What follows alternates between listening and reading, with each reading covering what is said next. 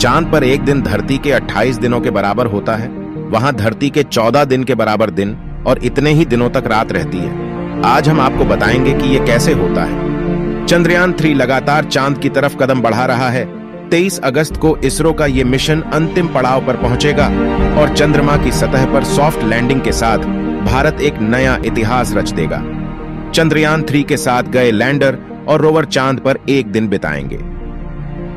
यदि आप ये समझ रहे हैं कि चांद का एक दिन धरती के एक दिन के बराबर है, तो आप गलत हैं। चांद का एक दिन 28 दिन का होता है, यानी यहाँ एक साथ 14 दिन तक दिन रहता है और इतने ही दिन रात होती है, जबकि धरती पर 12 घंटे की रात होती है और 12 घंटे का ही दिन होता है।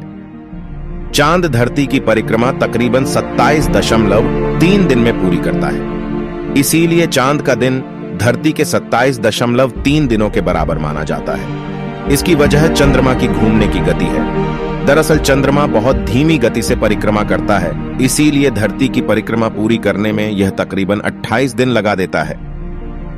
जब एक धरती सूर्य की परिक्रमा महज 24 घंटे में पूरी कर लेती है। चांद पर रात के समय तापमान 200 डिग्री सेल्सियस तक पहुंच जाता है। खास तौर से चांद के दक्षिणी ध्रुव को ज्यादा ठंडा माना जाता है। वैज्ञानिकों के मुताबिक चांद पर दक्षिणी ध्रुव ही ऐसा इलाका है जहां जीवन की संभावना जताई जा रही है।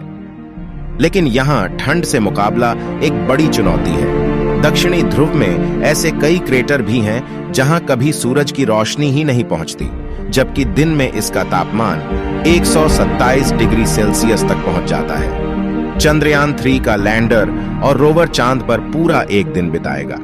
जैसा कि आप जान चुके हैं कि चांद पर एक दिन धरती के 28 दिन के बराबर होता है। यदि ये सिर्फ दिन ही दिन में काम करेगा तो भी लगातार 14 दिन तक लगातार सूचनाएं धरती तक पहुंचाएगा। ऐसा भी हो सकता है कि ये ज्यादा दिनों तक काम कर पाए।